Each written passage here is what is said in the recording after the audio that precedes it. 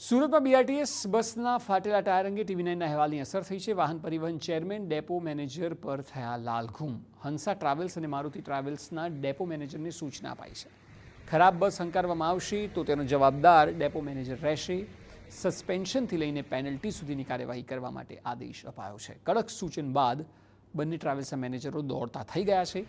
મેનેજરો દ્વારા બસ મેન્ટેનન્સની ટીમ ઊભી કરવામાં આવી છે। ખખડધજ બસનું રિપેરિંગ કામ કરવા માટે અપાઈ છે સૂચના।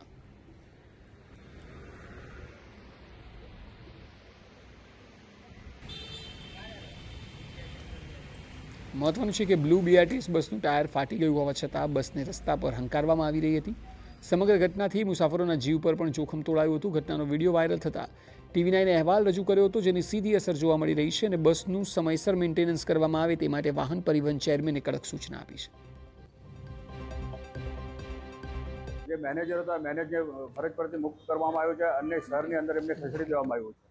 બીજી બાબત, જે અમારા ડેપો મેનેજર છે, પછી એ મારુતિ ટ્રાવેલ્સ હોય કે તમારો હંસા ટ્રાવેલ્સ હોય, આ ટ્રાવેલ્સના બંને ડેપો મેનેજરે અમને કડક સૂચના આપી છે। આજ પછી આ ડીઝલ બસ એ કોઈક ટાયર ખરાબ હશે કે મતલબ બોડી લાઇન બસની ખરાબ હશે કે એન્જિન ખરાબ હશે, આવી કોઈ પણ ઘટનામાં તમે જવાબદાર રહેશો અને કોઈ પણ બસ હવે ડેપોની બહાર ના જાય એવી કડક અમે